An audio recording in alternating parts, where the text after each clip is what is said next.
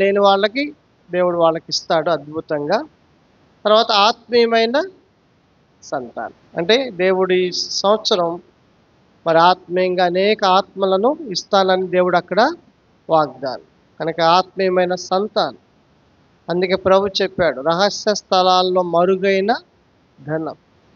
కనుక ఏంటి ఆ ధనం అంటే ఆత్మలనే ధనం. కాబట్టి ఈ వాగ్దానం దేవుడి సంవత్సరం యెహోవా నిస్సీకి ఇచ్చినాడు. ప్రార్థన చేయండి. తర్వాత మనకి సార్వత్రికంగా ఇచ్చిన వాగ్దానాలు చూడండి ఏమి ఇచ్చాడు. ఇదిగో సమస్తము ప్రకటన 21:5. తర్వాత మొదటి సమూయేలు 30:19. తర్వాత యోవేలు 2:25. సరే, ఈ వాగ్దానాల గురించి కొన్ని విషయాలు నేను మీకు జ్ఞాపకం చేస్తాను. దేవుని వాగ్దానాలు వాస్తవంగా మనకి సంబంధించినవి కాదు. ఒకప్పుడు వాగ్దానాలు లేని వారం మనం కదా. చూడండి ఎఫెసీ పత్రిక 2వ అధ్యాయం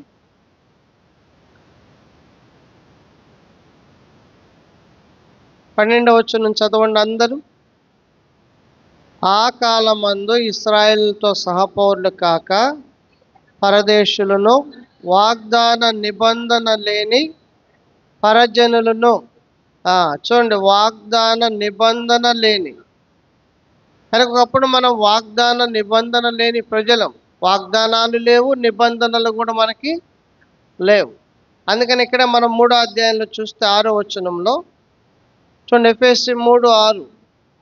ఈ మర్మం మీదనగా అన్యజనులు సువార్త వలన క్రీస్తు యేసునందు యూదులతో పాటు సమాన వారసులను, ఒక శరీరం మందలి సాటి అవయవములను వాగ్దానములలో పాలువారునై ఉన్నారనుందే. కాబట్టి దేవుడు మనల్ని వాగ్దాన నిబంధన లేని ప్రజలమైన మనలను ఇశ్రాయేలుతో పాటు వాగ్దానంలో పాలువారినిగా చేస్తున్నారు. ఇది కేవలం దేవుడు చేసినటువంటి కార్యమే. కాబట్టి ఈరోజు మనము ఎన్నో వాగ్దానాలు దేవుని దగ్గర నుండి మనం పొందుతున్నామంటే దేవుడు మనల్ని వాగ్దానాలలో ఏం చేస్తున్నాడు? పాలువారంగా చేస్తున్నాడు. అయితే దేవుని వాగ్దానాలు ఎలాంటివి అనేది ఒక 3 వచనాలు నేను మీకు చూపిస్తాను. ఆ వాగ్దానాలు ఎవరి జీవితంలో నెరవేర్చబడతాయి అనేది కూడా కొన్ని వచనాలు మీకు త్వరగా చూపిస్తాను. ఇవన్నీ కూడా 15 నిమిషాల్లో నేను ముగించేస్తాను. తర్వాత ఎవరి జీవితంలో అయితే మరి ఈ సంవత్సరం వాగ్దానాలు నెరవేర్చబడ్డాయో వారు సాక్ష్యం చెప్పడానికి సిద్ధంగా ఉండండి. చెప్పాను కదా, ఒక 5 నిమిషాలు, ఎక్కువసేపు వద్దు. చూడండి, దేవుని వాక్యంలో దేవుడు మనకిచ్చిన వాగ్దానాలు ఎలాంటివంటే 105వ కీర్తన, కీర్తనల గ్రంథం 105వ కీర్తన 42వ వచనాన్ని మనం అందరం కలిసి చదువుకుందాం. కీర్తన 105వ కీర్తన 42వ వచనం. ఏలయనగా ఆయన తన పరిశుద్ధ వాగ్దానమును తన సేవకుడైన అబ్రహామును జ్ఞాపకము కనుక తన పరిశుద్ధ వాగ్దానమును. కనుక దేవుని వాగ్దానాలు ఎలాంటివి చెప్పండి? పరిశుద్ధమైన వాగ్దానాలు. ఇది మొదటిగా మనం మనసులో పెట్టుకోవాలి. మనం ఏదైనా దేవుని దగ్గర వాగ్దానం తీసుకుంటున్నప్పుడు దేవుడు పరిశుద్ధుడు, ఆయన ఇచ్చే వాగ్దానాలు కూడా పరిశుద్ధమైనవి. మరి ఆ వాగ్దానాలు ఎవరి జీవితంలో నెరవేర్చబడతాయి? పరిశుద్ధంగా జీవించే వారి జీవితంలో నెరవేర్చబడతాయి. రెండవదిగా ఆయన వాగ్దానాలు ఎలాంటివి చూడండి, పేతురు రాసిన పత్రిక 2 పేతురు 1వ అధ్యాయం 2 పేతురు 1వ అధ్యాయము 4వ వచనం చూడండి, అందరం చదువుదాం. 1:4. ఆ మహిమ గుణాతిశయములను బట్టి ఆయన మనకు అమూల్యమును అత్యధికములైన వాగ్దానములను అనుగ్రహించి ఉన్నాడు. చూడండి, ఇక్కడ మనం చూసినట్లయితే దేవుడు మనకిచ్చిన వాగ్దానాలు అమూల్యమైనవి, తర్వాత అత్యధికములైనవి. కనుక అమూల్యమైన వాగ్దానాలు దేవుడు మనకిస్తున్నాడు. మొదటిగా పరిశుద్ధమైనవి అవి, రెండవదిగా అవి అమూల్యమైనవి.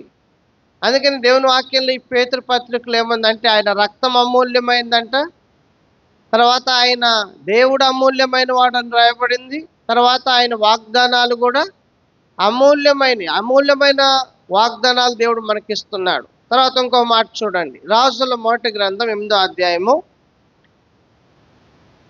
56వ వచనానికి రండి. రాజుల మొదటి గ్రంథం 8వ అధ్యాయము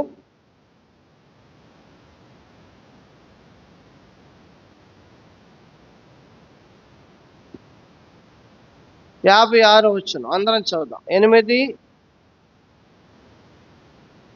చదవండి.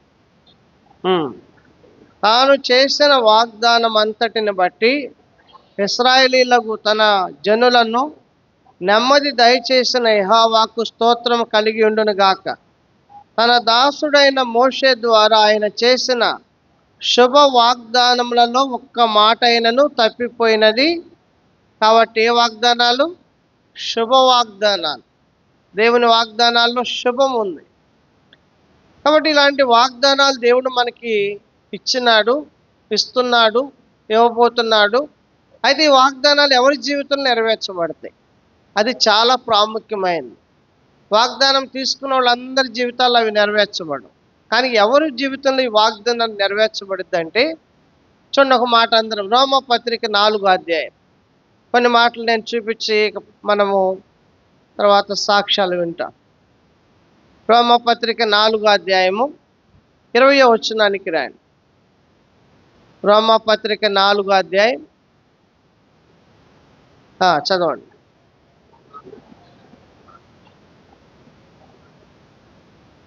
చూశారు అక్కడ ఏముందో? నేను 18 కూడా చదువుతున్నా. 19.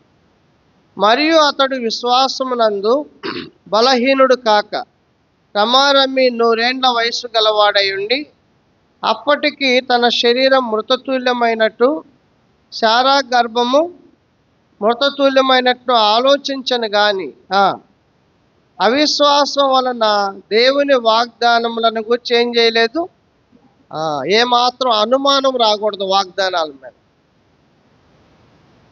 వాగ్దానం నా జీవితంలో నెరవేర్చబడిద్దా లేదా అని మనకేం రాకూడదు, అనుమానం, సందేహం ఉండకూడదు. అందుకే ప్రభు చెప్పాడు, నువ్వు నమ్మితేనే దేవుని మహిమను నువ్వు మనం ఏం చేస్తాం? చాలాసార్లు మనకి నమ్మకం అనేది చాలా తక్కువ, విశ్వాసం అనేది చాలా తక్కువ. చూడండి, వాళ్ళతో ఏమన్నాడు ప్రభు చెప్పండి? మీరు వెళ్ళి ఆ ఎరుకో గోడల చుట్టూ తిరిగి రండి అని చెప్పాడు, అంతే. వాళ్ళంతా నమ్మితే నిజంగా ఎరుకో గోడలు ఏమైనాయి అంట? నేలమట్టమైనవి అని రాయబడింది. అలాగే ఈరోజు మనం కూడా అలాగ నమ్మాలి. భక్సం గారిని అడిగినాడంట ఒక ఆయన వచ్చి, ఏమనంటే, బ్రదర్, యోనా 3 దినాలు ఆ మత్స్యం గర్భంలో ఉన్నాడని అంటే నువ్వు నమ్ముతున్నావా అని. నిజమే కదా, సైన్స్ ఒప్పుకోదు కదా. కానీ వెంటనే భక్సం గారు అన్న మాట ఏంటంటే, యోనా 3 దినాలు మత్స్యం గర్భంలో కాదు, మత్స్యమే 3 దినాలు యోనా గర్భంలో ఉందన్నా నేను నమ్ముతానన్నాను. అంటే ఎందుకన్నాడు ఆ మాట? అవి ఎట్లుండియో నాకు అవసరం లేదు, కానీ వాక్యం చెప్తుంది కనుక నేను అంతే. మనం కూడా నమ్మాల్సింది ఎవరిని? చెప్పే వ్యక్తిని కాదు. అర్థమైందా? మనం ఎవరిని నమ్మాలంటే వాక్యాన్ని మనం నమ్మాలి. కనుక వాక్యంలో ఏ విషయమైనా రాయబడి ఉంటే దాన్ని ఖచ్చితంగా మనం నమ్మగలగాలి. కాబట్టి ఇది మొదటి విషయం. సందేహిస్తే మాత్రం వాగ్దానం నీ జీవితం నెరవేర్చబడదు. అందుకని కొంతమంది ఏం చేస్తారు తెలిసిన? వాగ్దానం చూస్తారు, ఏదైనా తేడా ఉందంటే మాత్రం మరుగు చేసేస్తారు దాన్ని. యేసుప్రభు వారికి కూడా కనపడదు. ఇంకా మరుగు చేసేసి ఏం చేస్తారు? ఇంకొక వాగ్దానం చూస్తారు. ఒక ఆమె ఒకసారి ఒక స్థలంలో ఒక వాగ్దానం తీసుకుని వెళ్ళింది. వెళ్తానే చూసుకొని మళ్ళీ ఈ లైన్లో వచ్చేవాళ్ళు మధ్యలో నుంచి మళ్ళీ వాళ్ళకి వస్తుంది. సరే నేను పానీలే పెద్దాం అనుకున్నా. మళ్ళీ వెళ్ళింది, పెద్ద లైన్ అది, దాదాపు 300 మంది ఉన్నారు. అయిపోయింది. మళ్ళీ ఇది చూసి మళ్ళీ ఇది ఈ 2 మళ్ళీ లోపల పెట్టు మళ్ళీ 3వ లైన్లో వస్తుంది. పట్టుకొని ఆ 2 వాగ్దానాలు చూస్తే, కొంచెం నీ ప్రాణమును రక్షించును, నిన్ను ఆయన నీ ప్రాణమును కాపాడునని ఉంది ఆ 2 వాగ్దానాలు. ఇంకా ఆమెకేమనిపించింది? భయం వేసింది. ప్రాణభీతి కదా. కనుక వెంటనే నేను పట్టుకొని, ఏం కాదక్క నీ ప్రాణానికి, ఒకవేళ మనం ఏమన్నా కన్ను మూస్తే ఆడ ఉంటాం. నిజమైన అదైనా నమ్మకం ఉందా లేదా? అది నమ్మాలి మనం. ప్రభు అదే చెప్పినాడు. ఏమన్నాడు తెలుస్తున్నా? విశ్వాసం లేకుండా దేవునికి ఇష్టడై ఉండుట అసాధ్యం. కనుక మనం ఏదైనా దేవునికి నమ్మాలంతే. అబ్రహాము కూడా నమ్మే కదా కుమారుణ్ణి బలిపీఠం మీద పెట్టి కత్తెత్తింది. లేకపోతే వాళ్ళు కూడా నమ్మే కదా ఏమన్నారు, మేము సేవించే దేవుడు మమ్మల్ని ఏం చేస్తాడు, రక్షిస్తాడని నమ్మే కదా. తర్వాత పేతురు కూడా ఏమన్నాడు, ధోని పక్కన వలేసేటప్పుడు లోకా 5లో రాయబడింది, నీ మాట చొప్పున మేమేం వేస్తున్నాం, వల వేస్తున్నాం అంతే. అర్థమైంది. అలాగనే ఆ ద్రాక్ష రసం అయిపోయినప్పుడు ఆ యొక్క నీళ్లు ముంచుకొని పోయిన వాళ్ళు ఎట్లా వెళ్ళారు, విశ్వాసంతోనే. వాళ్ళు విశ్వాసంతోనే ఆ నీళ్లను ముంచుకొని వెళ్ళేటప్పుడు ఇదేమైందంట. అలానే రక్తస్రావం కలిగిన స్త్రీ ఏమనుకొని వెళ్ళింది ప్రభు దగ్గరికి, నేను వెళతాను, ఆయన వస్త్రాన్ని ముడతాను, అప్పుడు నాకేమైంది, స్వస్థత కలిగింది. ఇవన్నీ విశ్వాసం మీద ఆధారపడ్డాయి. శతాధిపతి కూడా అన్నాడు కదా, ఏమని, నువ్వు మాట మాత్రము సెలవిమ్మ, నా దాసుడేమవుతాడు. ఇన్ని చెప్పుకున్నాం కదా, మరి మన విశ్వాసం ఏడుందని. ఇప్పుడు చూద్దాం ఎవరికి ఏ వాగ్దానం వచ్చిద్దో ఆ వాగ్దానాన్ని ఏం చేస్తారో చూద్దాం. సరే, మొదటి విషయము, సందేహం మనకి రాకూడదు. దేవుడు ఇచ్చాడు, దాన్ని తప్పక ఆయన నెరవేరుస్తాడని మనం నమ్మాలి. రెండవదిగా, ఎప్పుడైనా వాగ్దానాన్ని మనం తీసుకున్నప్పుడు ఆ వాగ్దానాన్ని మనం చూడకముందు ప్రభువుని మహిమపరచాలి. చూడండి, రోమపత్రిక 6వ అధ్యాయం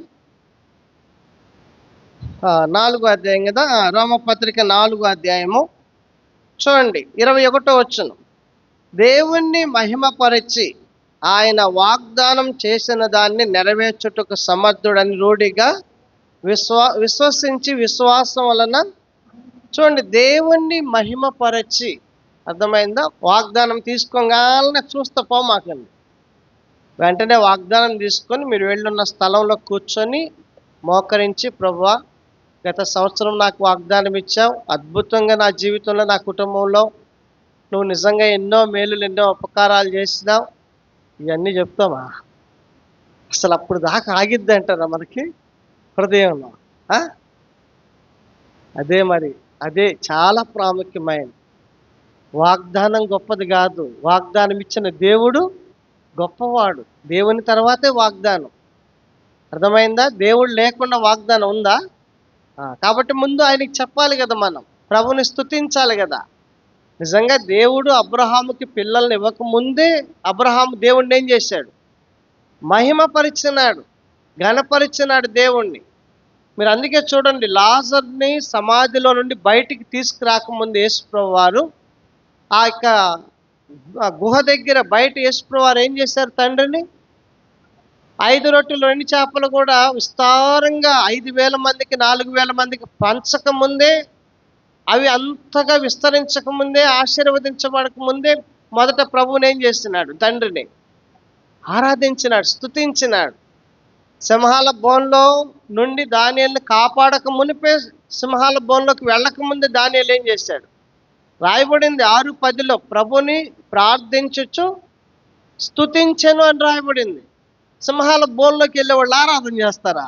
ఎవరున్నారు చెప్పండి, ఇక్కడ ఎవరున్నారు చెప్పండి? నిజంగా వాళ్ళంతగా ప్రభుని ఏం చేశారు.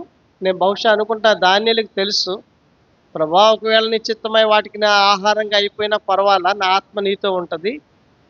ఒకవేళ నేను శరీరాన్ని విడిచిపెడితే మళ్ళీ నేను శరీరంలోకి వచ్చి ఈ శరీరంతో నిన్ను ఆరాధించలేను కనుక ఇప్పుడు నేను నిన్ను ఆరాధిస్తున్నాను అనుకున్నాడు బహుశా. కానీ ఆ శరీరాన్ని తాకనిస్తాడు దేవుడు. ఏమన్నాడు, మిమ్మును ముట్టినవాడు గుర్తుపెట్టుకొని. మనల్ని ఎవరైనా తాకితే ఆయన్ని తాకి మనల్ని దాకాలి వచ్చి. ఎవరిని తాకాలి ముందు?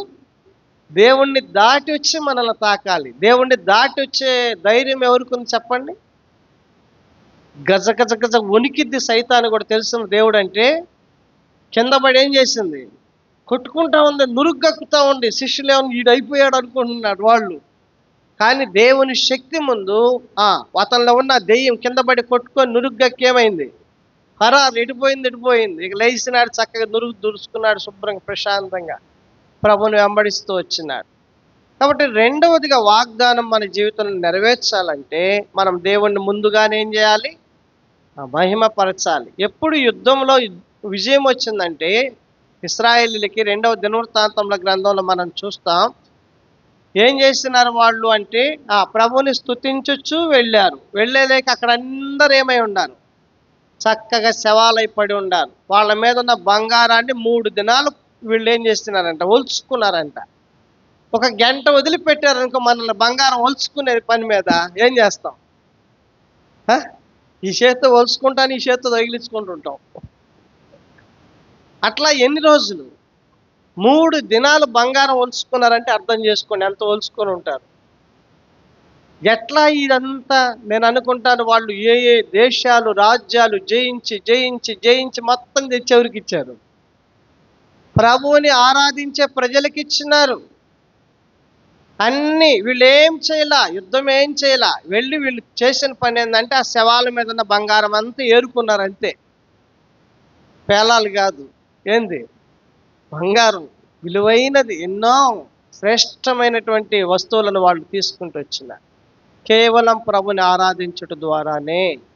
కాబట్టి ఏ వాగ్దానమైనా మనం ప్రభుని ఆరాధిస్తే తప్పకుండా వాగ్దానం దేవుని మహిమపరచు. 3 చూడండి, అందరం కలిసి చదువుకుందాం. అపోస్తుల కార్యం 1వ అధ్యాయం 4వ వచనానికి రండి. అపోస్తుల కార్యం 1వ అధ్యాయము 4వ వచనం. ఆయన వారిని కలుసుకొని ఇలాగూ ఆజ్ఞాపించను, మీరు యెరూషలేము నుండి వెళ్ళక నా వలన వినిన తండ్రి యొక్క వాగ్దానం కొరకు ఏం చేయండి? కనిపెట్టుడి. దేవుడు వాగ్దానం నెరవేర్చాలంటే నెరవేర్చే వరకు మనం ప్రభు దగ్గర ఏం చేయాలి? ఎన్ని సంవత్సరాలు కనిపెట్టాడు అబ్రహాం? చెప్పండి, ఎన్ని సంవత్సరాలు? సరే 25 సార్లు అని 2 సార్లు 3 సార్లు అన్నాం కదా. అదే ప్లేస్లో మనం ఉంటే ఎన్ని సంవత్సరాలు కనిపెట్టగలం? చెప్పండి.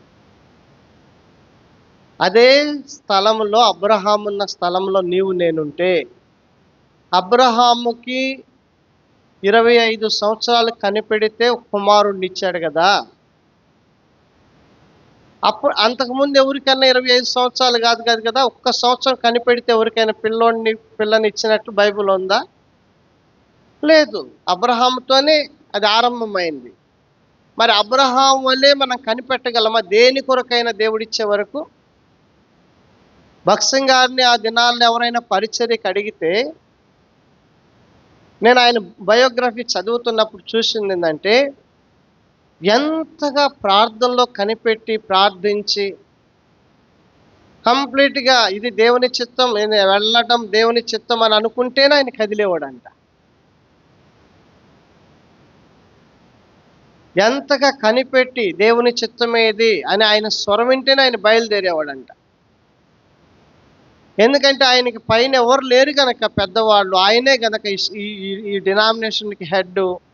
ఆయన ఆరంభించినటువంటి పనికి ఎక్కడికైనా దేవుని వర్తమానం ఇవ్వడానికి వెళ్ళడానికి దేవుని అనుమతి లేకుండా దైవజనుడు వెళ్ళేవాడు కాదు.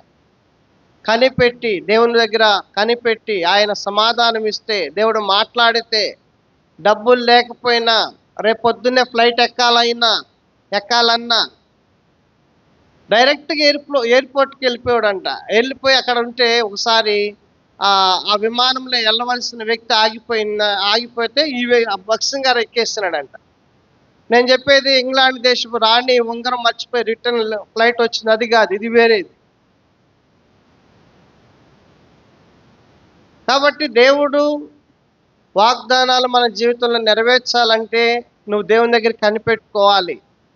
అప్పుడు ఖచ్చితంగా వాగ్దానం. నేను సేవకు రావడానికి నాకు 2003 నుండి సేవా పిలుపు ఉంది. 2005 వరకు నేను కన్ఫర్మ్ చేసుకోలేదు, ప్రార్థన చేసుకుంటానే ఉండా. ఎన్నో వాగ్దానాలు నేను తీసుకున్నాను. 2005వ సంవత్సరంలో హెబ్రోన్లో ఖచ్చితంగా దేవుడు నాతో మాట్లాడాడు. కూర్చుంటే వాక్యం ద్వారా, పాట ద్వారా, ఇక అసలు నన్ను వదిలిపెడతలా. అక్కడ 3 దినాలు నేను ఏడుస్తూనే ఉన్నా, ప్రభువా నేను సేవకు రాను, నేను జాబ్ చేసుకుంటా, నీ సేవ చేస్తా, మీ దాసులు సేవకులు ఎక్కడికి వెళ్ళమంటే అక్కడికి వెళ్తా అంటే దేవుడు అంటున్నాడు, నువ్వు నాకు కావాలి అని అడుగుతున్నాడు. 2003 నుండి వెంటాడుతున్నాడు. రాజారావు గారు ఫస్ట్ నాకు సేవా పిలుపుందని చెప్పింది బాపట్ల రాజారావు గారు. ఆయన గృహాలు దర్శిస్తా మా ఇంటికి వచ్చి ఆయన అన్నాడు మా అమ్మగారితో, ఆనంద్కి సేవా పిలుపుందక్క, కమలమ్మక్క అన్నాడు. మా అమ్మగారు అంది, అట్లయితే తీసుకెళ్ళన్నా అంది. ఆయన అడిగాడు, ఈమె తీసుకెళ్ళమంటుంది. నేనేం చేయాలి? నేను మనసులో అనుకున్నా, ప్రభు నాతో కూడా ఆ అంకుల్‌తో చెప్పాను. మీతో మాట్లాడిన దేవుడు నాతో కూడా మాట్లాడితే నిజంగా ఆ రోజు నా వాక్యం, దినవాక్యం ఆదికాండం 12వ అధ్యాయం. అబ్రహాము తన దేశాన్ని, బంధువులను, సమస్తాన్ని విడిచిపెట్టి బయటికి రావాలని చెప్పి దేవుడు అడుగుతున్నాడు.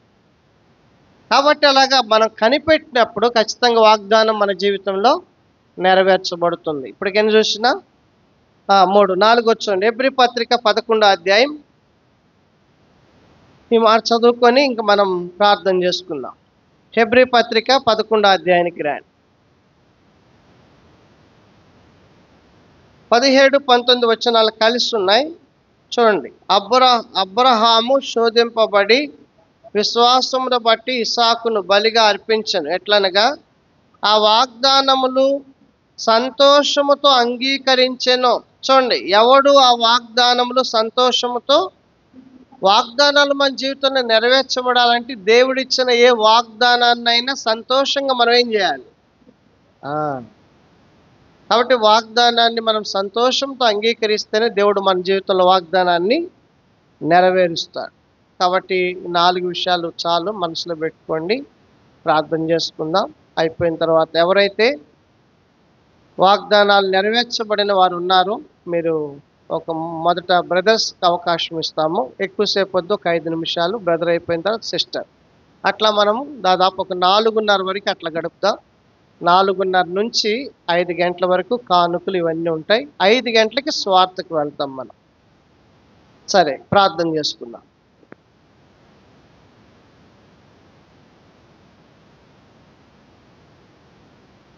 యోబు గ్రంథము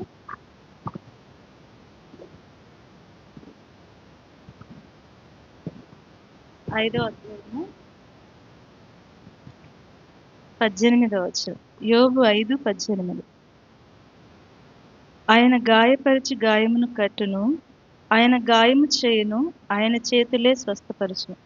ఈ వాగ్దానం నాకు వచ్చినప్పుడు అప్పటికే నా హృదయంలో చాలా గాయాలు ఉన్నాయి. దేవుడి సంవత్సరం నాకు కలిగిన ఈ గాయాలు స్వస్థపరుస్తాడు అని నేను సంతోషపడ్డా. అయితే ఆ వాగ్దానం తీసుకున్నప్పటి నుంచి ఏదో రీతిగా శత్రువు ఏదో రీతిగా నన్ను నేనైతే శత్రువు అనుకున్నాను, ఎన్నోసార్లు మనుషులు అనుకున్నాను. అయితే దేవుడు పదే పదే నాకు చెప్తూ వచ్చాడు, నా చేతులే నీకు గాయం చేస్తున్నాయని. నేను నిద్ర లేకుండా ఏడ్చిన దినాలు ఎన్నో ఉన్నాయి. ఒకరోజైతే ఏడ్చుకుంటా క్యాలెండర్ వాక్యం దగ్గరికి వెళ్ళినప్పుడు దేవుడు క్యాలెండర్ వాక్యం ద్వారా కూడా నాతో మాట్లాడాడు. ఏమంటే, నిశ్చయముగా నీవు నిర్దోషివై సంతోషపడతావు అని. కొన్నిసార్లు కొన్ని మాటలు విన్నప్పుడైతే ఎంతో బాధేసేది. నాకు ప్రతి సంవత్సరం వాగ్దానం నెరవేరిద్ది, కానీ ఈ సంవత్సరము దేవుడు నా యెడల చూపిన ప్రేమ నేను అప్పుడే తీర్మానం చేసుకున్నా, ప్రభువా నేను చెప్పకుండా ఉండలేనని. దేవుడు నా ప్రతి గాయాన్ని కట్టాడు. మన సియోను గీతాల్లో ఒక పాట ఉండిద్ది, యెహోవా యేసు ప్రభు కాపరి నాకు వాసిగా స్తుతించదనని. ఆ పాటలో ఒక వచనం ఉండిద్ది, ఆయన మరణ లోయ ద్వారా నడిపిస్తాడు, హత్తి ఒత్తి కట్టి గాయాలు ఎంతో ఆదరిస్తాడు అని. అలాగా నా ప్రతి గాయాన్ని దేవుడు హత్తి ఒత్తి కట్టి ఆదరించాడు అనమాట. ఎప్పుడు నన్ను విడిచిపెట్టలేదు. ఈ సంవత్సరం అంతా నేను ఎన్ని గాయాలు పొందానో ప్రతి గాయాన్ని కట్టి దేవుడు నాకు మేలు చేశాడు. అయితే నేను ఎన్నోసార్లు ప్రభుని అడిగా, ప్రభు ఎందుకు నాకు అనుమతిస్తున్నావు? నేను బుద్ధిపూర్వకంగా ఎవ్వరికి కూడా, పగవారికి కూడా నేను మేలే కోరుకుంటాను కానీ కీడు కోరుకోను గయ్యా, నాకు ఎందుకు అనుమతించావన్నప్పుడు దేవుడు నాకు ఎన్నో అనుభవాలు చూపించి, ఈ అనుభవాలు ఎలా వస్తాయి నీకు ఆ గాయమే లేకపోతే అని చూపించాడు అనమాట. నిజంగా ఆ గాయాల ద్వారా నేను ఎంతో అనుభవం నేర్చుకున్నాను. రెండవది, నా ఆత్మీయ స్థితి ప్రార్థన కానీ వాక్య ధ్యానంలో కానీ చాలా నేను ఎదగటానికి ఈ గాయాలు నాకు సహాయపడ్డాయి. ఎలాగ ఆయన చేతులే గాయం చేసినాయో అలాగే ఆయన నన్ను స్వస్థపరిచి ఆయన నామానికి మహిమ తెచ్చుకున్నాడు. దేవుడు నాతో ఉన్నాడు, నా ప్రతి బాధను ఆయన చూస్తున్నాడు, నా పక్కనే ఉన్నాడు నా దేవుడు అని ఆ స్పర్శను నేను బహుగా పొందగలుగుతూ వచ్చాను. మా కోసం, కుటుంబం కోసం ప్రార్థన చేయండి. Praise Lord. ఇంకెవరైనా ఉంటే ముందు. గత సంవత్సరం నాకు ఇచ్చిన వాగ్దానం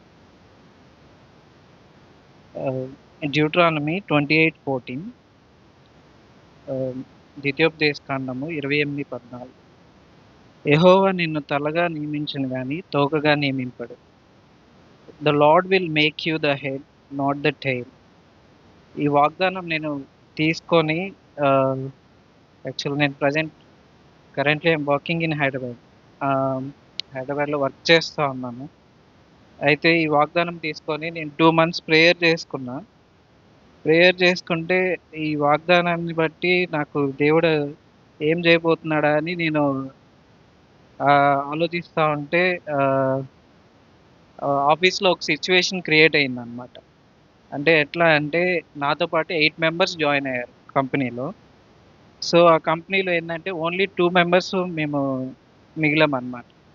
అయితే ఆ 2 members-లో దేవుడు నన్ను ఎట్లా ఆ కంపెనీలో తీసుకెళ్ళాడో, అక్కడ నన్ను ఏ విధంగా దేవుడు వాడుకుంటూ వచ్చాడో, ఆ కంపెనీకి నేను ద్వారా నాకు నేర్పిస్తూ వచ్చాడు. అక్కడ ఏ విధంగా నేను వర్క్ చేయాలి, ఏ విధంగా ఉండాలి, ఏ విధంగా ముందుకు వెళ్ళాలి అని అన్ని విషయాల్లో నాకు దేవుడు సహాయం చేస్తూ వచ్చాడు. సో ఆ కంపెనీలో నేను వర్క్ చేస్తున్నప్పుడు ఆ 8 members-లో ఓన్లీ 2 members-మే వాళ్ళు ఇంకా ఫైనల్ చేసుకొని 2 members-ని కంటిన్యూ చేశారనమాట. అయితే 2 members-లో నన్ను మళ్ళీ ఇంకా హై పొజిషన్స్కి తీసుకొని వెళ్ళాడన్నమాట. అంటే ఇంకా ఎట్లా అంటే అది US బేస్డ్ కంపెనీ అనమాట.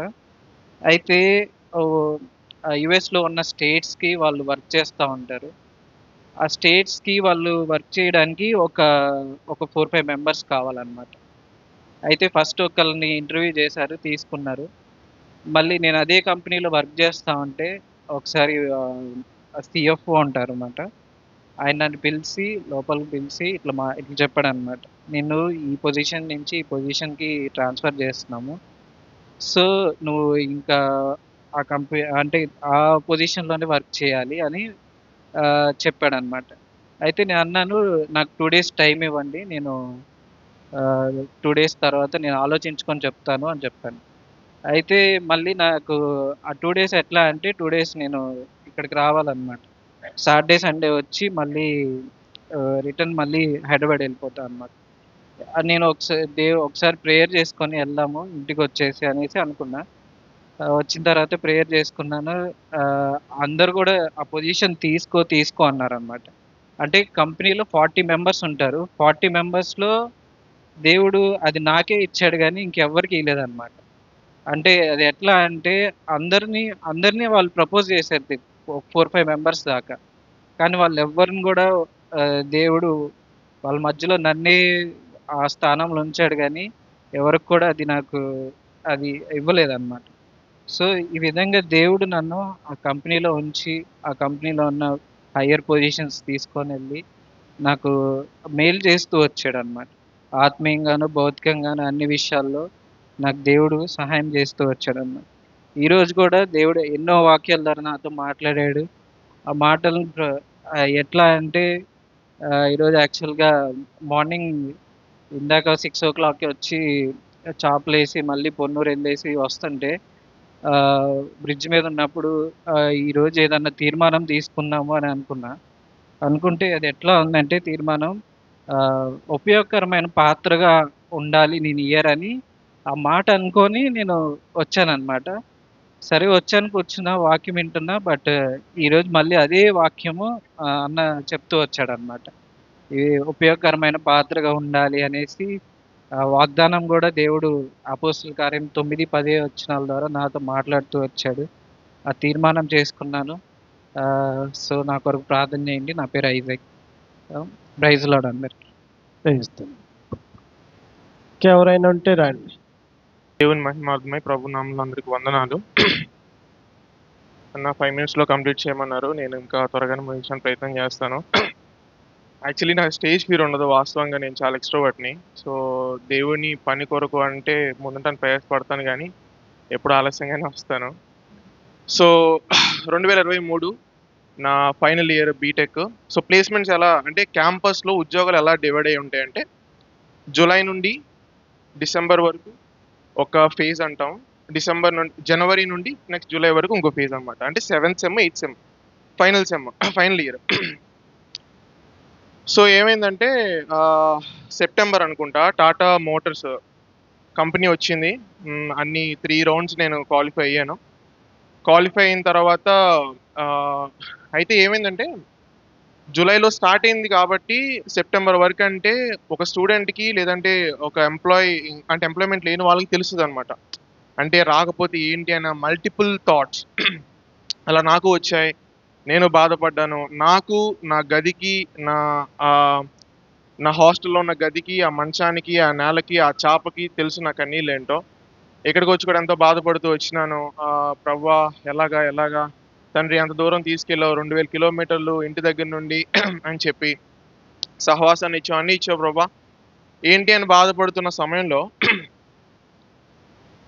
అప్పటికి మనుషుల యొక్క తలంపులు ఏ విధంగా ఉంటాయంటే ఏదో ఒక పాయింట్లో సర్టెన్ పాయింట్లో ఒక హయ్యర్ అథారిటీ మీద అంటే మనుషులలో ఆ అధికారం ఉన్న వాళ్ళ పైన ఆధారపడాలన్న ఆలోచన ఒక పాయింట్కి వస్తుంది ప్రతి ఒక్కరికి సహజం.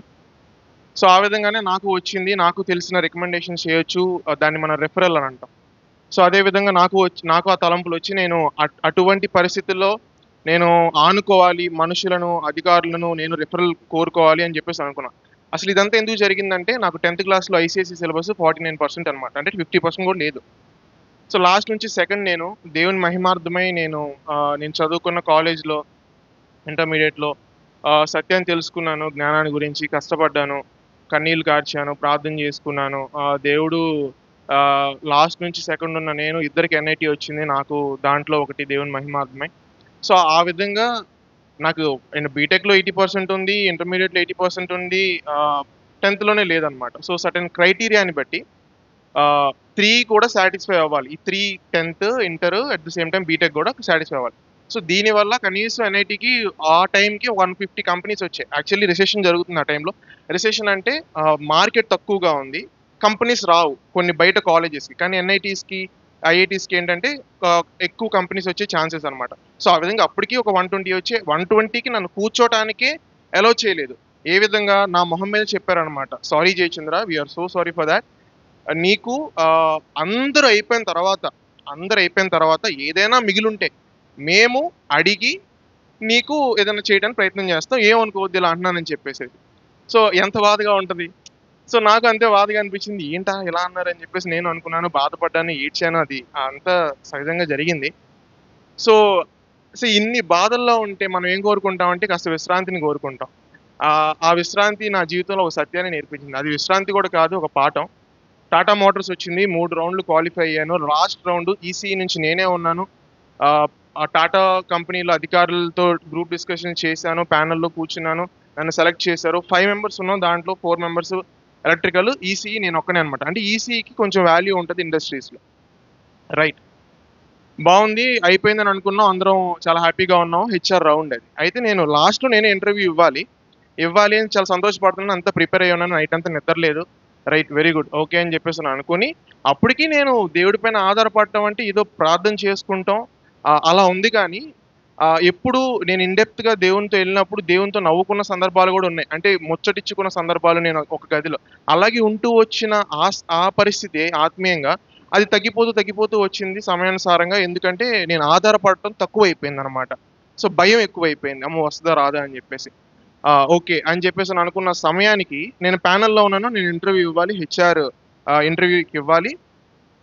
అయితే నన్ను సరదాగా దాంట్లో ఉన్న మా స్టూడెంటే ఇన్ఛార్జెస్ ఉంటారనమాట. హెచ్ఆర్కి స్టూడెంట్కి మధ్యలో నాతో పాటు ఉన్న వాళ్ళు, చదువుకున్న వాళ్ళు ఉంటారు.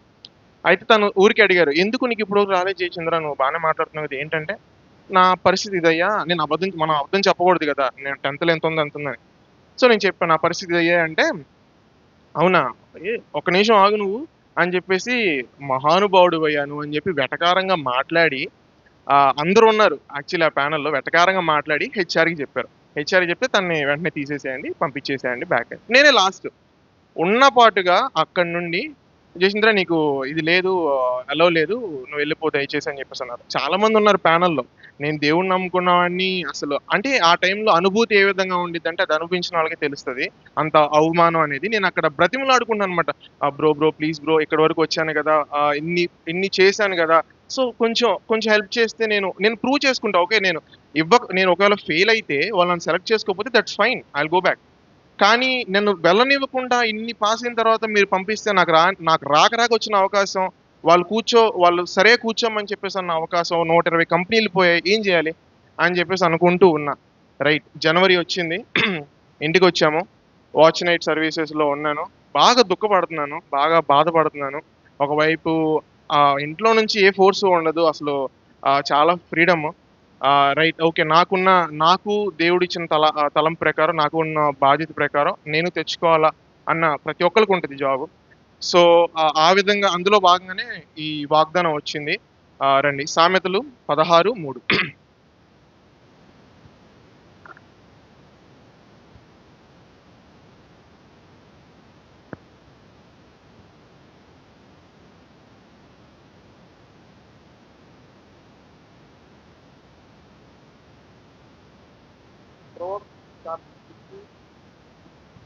సామెతలు 16:3. Proverbs chapter 16 verse 3. నీ పనుల భారము యెహోవా మీద నుంచిము, అప్పుడు నీ ఉద్దేశంలో సఫలము. ఇంకొకసారిగా నా పైన నాకే సిగ్గేసింది. ఇంకా ఏం చేయాలో కూడా ఇంకా అర్థం కాలేదన్నమాట. ఒక్క నిమిషం అలా ఆగాను నా జీవితంలో. ఒక్క నిమిషం అలా ఆగి కాస్త ఊపిరి పీల్చుకుని నేను ఏం చేశాను ఇప్పటి వరకు అనేది నేను ఒకసారి నెమరు వేసుకున్నాను అనమాట. దేవుడు ఇంత సూటిగా మాట్లాడినప్పుడు నాకు ఇంకా గూస్ బంప్స్ వచ్చాయన్నమాట. అసలు ఇంత ఇన్డెప్త్గా మాట్లాడినప్పుడు నేను ఎంత అవిశ్వాసంగా ఉన్నానో ఆ రోజు, ఏ విధంగా అయితే మరి ఆ పడవలో వాళ్ళు ఉన్నప్పుడు పేతురు మరి ఏ విధంగా అయితే విశ్వాసం లేకుండా పడిపోయాడో, నేను ఆ విధంగానే ఇంత దారుణంగా ఉన్నానని నేను బాధపడ్డాను, ఏడ్చాను. నాకు అనిపించింది, ప్రభా ఎంత అవిశ్వాసంగా ఉంటే నాకు అసలు ఉద్యోగం వద్దు, ఏమీ వద్దు ప్రభా, నీ పాస్ సన్నిధిలో నేను ఏదైనా చేసుకుంటాను, ఏదైనా పని చేసుకుంటాను, నాకు ఇది వద్దు ప్రభా. నేను ఉద్యోగం కోసము ఇంకో దానికోసం నీకు ప్రార్థన చేస్తే నాకు ఎట్టి పరిస్థితుల్లో నేను ఏం చేసినా, నేను ఒకవేళ అడిగినా నాకు ఉద్యోగం ఇవ్వద్దు ప్రభా అని నేను కన్నీటితో ప్రార్థన చేసుకున్నాను ఆ సమయంలో. సో కట్ చేస్తే ఫిబ్రవరి 29వ తారీఖు నాకు జాబ్ వచ్చింది బెంగళూరులో. మంచి డీసెంట్ సిటీసీతోనే నాకు జాబ్ వచ్చింది. అయితే దీని ముందల జరిగింది కూడా చెప్పుకోవాలి, దేవుడి మహిమార్థమై. నా ఇంటర్వ్యూ, నా ఎగ్జామ్ రాశాను. అసలు నాకు వచ్చిన జాబ్ ఎగ్జామ్ నేను ఎప్పుడు రాశానో కూడా నాకు తెలియదు. ఒక ఈవినింగ్, ఎందుకంటే నన్ను కూర్చొనివ్వట్లేదు. నేనైనా సరేలే ఇంక ఇటు వీళ్ళు కూర్చొనివ్వరు కదా, అప్లై చేస్తే ఏమైందిలే అని చెప్పేసి అప్లై చేశా. వాళ్ళు ఎటు కూర్చొనివ్వరు కదా అని చెప్పి. సరే అని లింక్ వచ్చింది ఎగ్జామ్ది. సరేలే ఎగ్జామ్ రాసినంత మాత్రం అలా నెక్స్ట్ దానికి పంపిరు కదా అని చెప్పి ఆ ఎగ్జామ్ రాశా. వాళ్ళే ఫోన్ చేసి, జయచంద్ర నీకు రాక వచ్చిన అవకాశం, ఇంకా ఇది పోతే ఇంకా నీకు ఎప్పుడు వస్తుందో కూడా తెలియదు, మేము చెప్పలేము, సో యూజ్ చేసుకో అన్నారు. Tech interview first round. Right, prepare అయ్యాను, రాత్రంతా కూర్చున్నాను. దేవుని మహిమాత్మే అక్కడ నాకు ఉన్న సహోదరులు, నా ఫెలోషిప్లో దొరికిన సహోదరులు అందరూ సాయం చేశారు. వాళ్ళకి తెలిసింది, నేను చదువుకున్నాను, ప్రిపేర్ అయ్యాను, కూర్చున్న తర్వాత ఫస్ట్ రౌండ్ ఇచ్చాను. ఇవ్వక ముందల ఒకటే మాట గంభీరంగా, ప్రభా నువ్వు సూటిగా మాట్లాడావు, నా భారం నీ పైన మోపుతున్నా. జరిగే 25 నిమిషాలు నెక్స్ట్ ఏం జరిగిద్దో నాకు తెలియదు, నీ చిత్తం, నువ్వు ఇచ్చినా ఓకే, నువ్వు జాబ్ ఇవ్వకపోయినా ఓకే, సంతోషం ప్రభా అని చెప్పి నైట్ అక్కడ స్పెషల్ మీటింగ్స్ ఉన్నాయన్నమాట. ఇచ్చేసేసి నేను స్పెషల్ మీటింగ్స్కి వెళ్ళిపోయా, ఏదో పనులు చేయాలని అంకుల్ పిలిస్తే. సరే చేస్తూ ఉన్న లిస్ట్ వచ్చింది, 11 మంది లిస్టు, దాంట్లో నా పేరు లేదు. అయిపోయింది. రైట్, చాలా హ్యాపీగా ఉన్నాను. ఇంకెందుకు వాగ్దానం ఎంత సూటిగా మాట్లాడిన తర్వాత మళ్ళీ నేను తప్పు చేయకూడదు అని చెప్పి చాలా కాన్ఫిడెంట్గా ఉన్నాయి ఈసారి. అయిపోయింది. 7ంటికి లిస్టు చూశాను, రాలేదని అందరం బాధపడ్డారు, మా ఫ్రెండ్స్ కూడా, అంటే సహోదరులు. 9:30కి మళ్ళీ ఎందుకు ఊరికే అయిపోయిన పనులను అయిపోయిన చూస్తే 3 పేర్లు ఉన్నాయి. ఆ 3 పేర్లో మొదటి పేరు నాది స్పెషల్గా. అందరూ మెసేజ్లు అనమాట.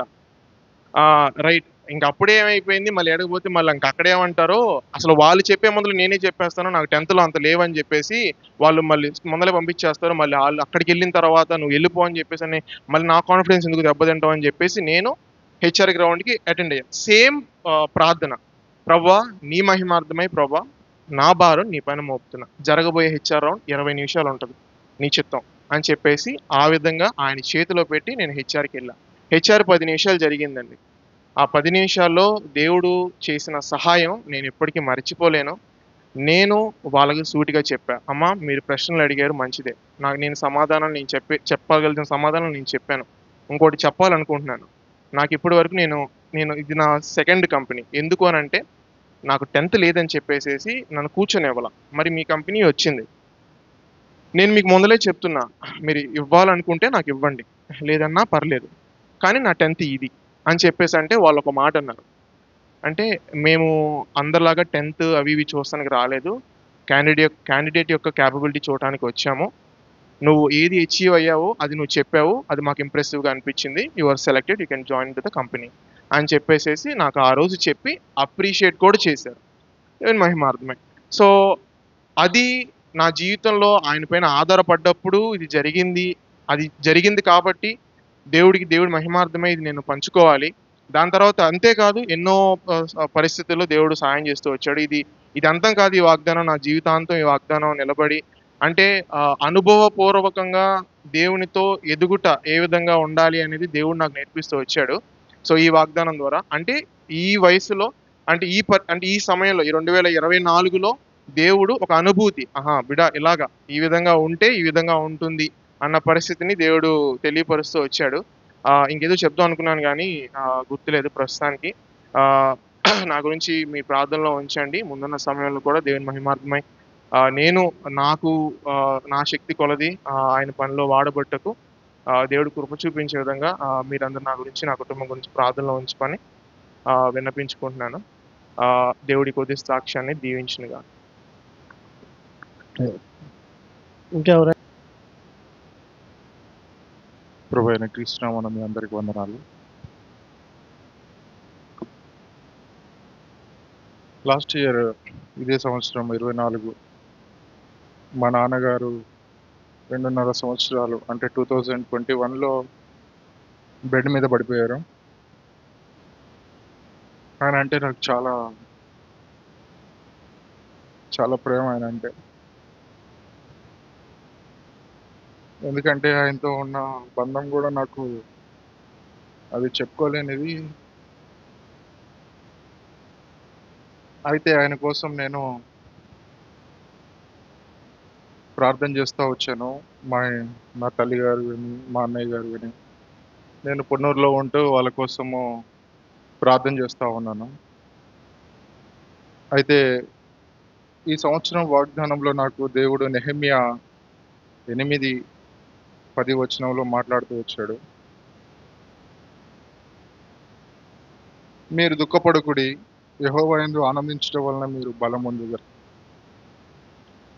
ఈ వాగ్దానం చూసిన వెంటనే నాకు అంటే నాన్నగారికి అదే ఈ సంవత్సరం నేను దేవుని సన్నిధిలో గడిపి దేవుని సన్నిధిలో ప్రార్థన చేసుకొని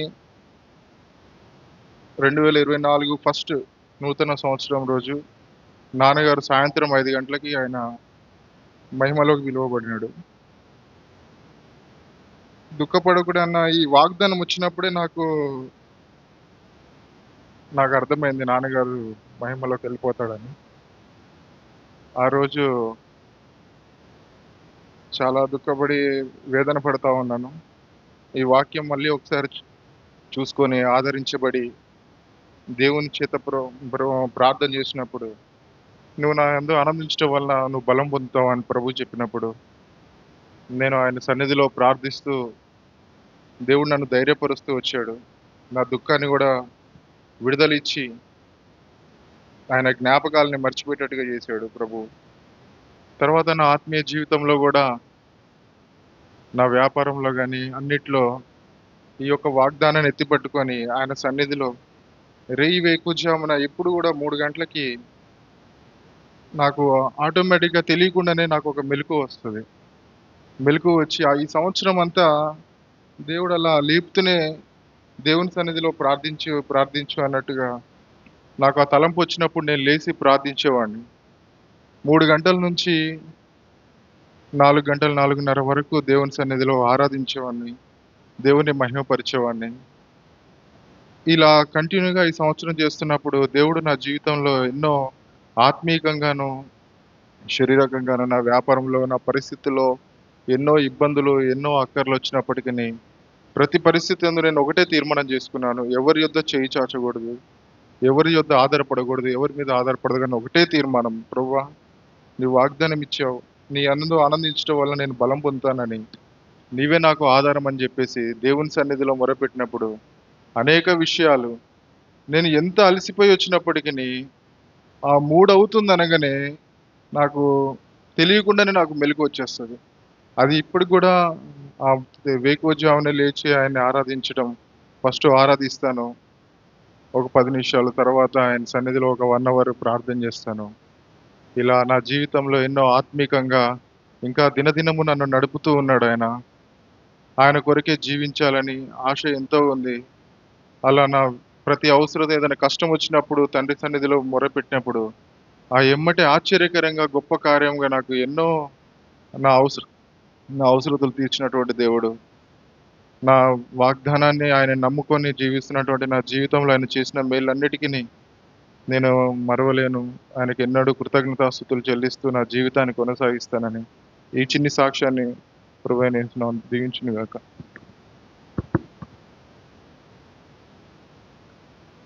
వేడుకొనుకు మునిపే నీకు నేను ఉత్తరం ఇచ్చేదను అని వాగ్దానం ఇచ్చాడు. నా పక్షాన నెరవేర్చాడు. నేను పొలం వెళ్ళి మిరపకాయ పీకి వచ్చేటప్పుడు గబగబా వస్తున్నాను. నేను ఎట్ట పడ్డానో నాకే తెలియదు.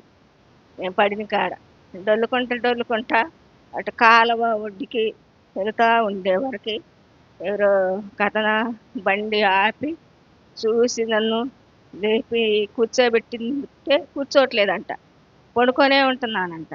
తెలియదు నాకు. కానీ కాలు మాత్రము రావట్లా. ఎంతసేపు కాలు పైకి రావట్లా. ఏందమ్మా కాలు పైకి రావట్లేదు ఎందుకనని అప్పుడు కొంచెం సేపు ఉండాక మైకు వచ్చి కళ్ళు తెరిచినాక అప్పటికే 10 బళ్ళు ఆగి ఉండి అక్కడ అబ్బాయికి చెప్పారంట. ఇంటికి వెళ్ళి ఎవరో ఒక ఆమె ఈ పాలిమామ అక్కడ పడి ఉంది, సహలేదు, కాలు మాత్రం పైకి తీయట్లేదు అని చెప్తే నేను ఇట్ట చూసేవారు 10 బైకులు ఆగిపోయి కుర్రపిల్లలందరూ బళ్ళు వేసుకొని వచ్చారు నా కోసం. అయినా దేవుడు నా పక్షాన తీసుకెళ్ళి పిల్ల తెనాల్లో చూపించింది. సెట్ అయింది కాలు. 3 వారాలకే సెట్ అయిపోయింది. అమ్మా నీకు సంవత్సరం దాకా నడవలేవు, అయినా నడిచినా అవి దానివే, బాగా సెట్లింది కాలు అని చెప్పాడు డాక్టర్ గారు. మన మందిరానికే వస్తాడంట. బాగా ప్రేమతో చూశాడు నన్ను. ఆయన తడవకి పిల్ల కారు మాట్లాడుకొని జాగ్రత్తగా తీసుకెళ్ళి చూపించుకొచ్చేది ఆయన దగ్గర. దేవుడు నన్ను స్వస్థపరిచాడు. అంతేకాకుండా నేనే అవిడిదాన్ని అయ్యాను. బాధ అనుకుంటే చేయరాని తప్పు చేశాను. అక్కడ జాతర కాడ నేను ఒకళ్ళకి బాకీ తీసుకొని అవి కట్టలేక ఇంట్లో గొడవ ఒక్కదాన్నే సమ్మక్క సార్ జాతరకి వెళ్ళమంటే పనికి వెళ్ళాను కానీ నేను ఏమీ ముట్టుకోలే. అక్కడ నేనేమి తీసుకోలే. నేను వాళ్ళందరూ అన్నం తింటున్నారు అక్కడ, నేను వండుకొనే తింటున్నా, పచ్చడైనా వేసుకొని తింటున్నా, పెరుగు ప్యాకెట్ తెచ్చుకొని. నేనేం ముట్టుకోపోతే ఒకసారి నా కళలోకి వచ్చి, మీ దేవుడు అంత గొప్పవాడా, అందరు తింటలేదా, నువ్వెందుకు తినవు అని గద్దెస్తుంది. అప్పుడు నేను లేచి ప్రార్థన చేసుకున్న, వర్షం గుర్తుంటే, ప్రభువా నేను ఇక్కడికి రావటం ఎంత తప్పు, నేను ఎందుకు వచ్చాను ప్రభు ఇక్కడికి, ఈ స్థలంలోకి, నన్ను ఎట్ట తీసుకెళ్తావు నాయన, ఒక బాకీ తీసుకొని మాట పడకుండా మాట కోసం వచ్చాను అని కన్నీటితో ప్రార్థన చేసుకుంటూ నాకు మళ్ళీ కనపడలేదు, మళ్ళీ మాట్లాడలేదు. ఆ డబ్బులు పిల్ల ఫోన్ చేసింది, అమ్మా ఆ డబ్బులు చచ్చి సేవకుడికి 1 రూపాయి ఇవ్వద్దు, నువ్వు ఇంట్లో 1 రూపాయి వాడద్దు, నువ్వు ఎవరి దగ్గర బాకీ తీసుకున్నావో ఆ డబ్బులు మనం అంటుకోకూడదు, వాళ్ళకి ఆ బాకీ ఇచ్చేసేయి అని నన్ను ఫోన్లో చేసి నా కొరకు ఎంతో నా బిడ్డలు మొరపెట్టుకుని ప్రార్థన చేసుకున్నారు. క్షేమంగా తిరిగి వచ్చినాను. కాలు స్వస్థపరిచింది దేవుడు. మా కుటుంబ పక్షాన్ని కూడా వాగ్దానాలు నా బిడ్డలకు అందరికీ నెరవేర్చుకుంటూ వచ్చాడు. అంతేకాకుండా యజమాని కూడా, అయ్యా అటు ఓట్లు ఎక్కించే రోజుని వెళ్తుంటే వెళ్ళబాకు అయ్యా, అటు వెళ్ళబాకు, వాళ్ళందరూ తాగుంటారంటే రటమాతంగా సైకిల్ మీద వెళ్ళాడు. వెనకన్నా కేకలేసినా వెనక్కి తెరుక్కొని వెళ్ళాడు. ఆ పని సైకిల్ మంచి పడి మళ్ళీ ఆయనకి చెయ్యి ఇరిగింది. ఆ, దేవుడు ఆయన కూడా స్వస్థపరిచాడు. మా కుటుంబంలో నా బిడ్డలు ఆడపిల్లలు ముగ్గురు రక్షింపబడ్డారు. మనవరాలు పెద్ద మనవరాలు కూడా రక్షింపబడింది. ఇంకా నాయన మగోళ్ళు ఉన్నారు, ముగ్గురు అల్లుళ్ళు, కొడుకు, యజమాను రక్షణ కొరకున్నారు. వాళ్ళందరికీ నా కుటుంబం కొరకు ప్రార్థన చేయండి. మీ అందరికి వందనాలు చెల్లించు. ఇంకెవరైనా ఉంటే రండి.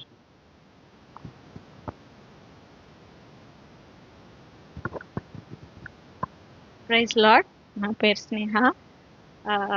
సో ఆల్రెడీ నా థీసిస్ విషయం, నా పిహెచ్డి విషయంలో దేవుడు చేసిన మేలు నేను అంతకుముందు చెప్తూ వచ్చాను. ఈ సంవత్సరం నాకు వచ్చిన వాగ్దానం లేవికాండం 26వ అధ్యాయం 4వ వచనం. మీ వర్షాకాలంలో మీకు వర్షం ఇచ్చేదను, మీ భూమి పంటలనిచ్చును, మీ పొలముల చెట్లు ఫలించును.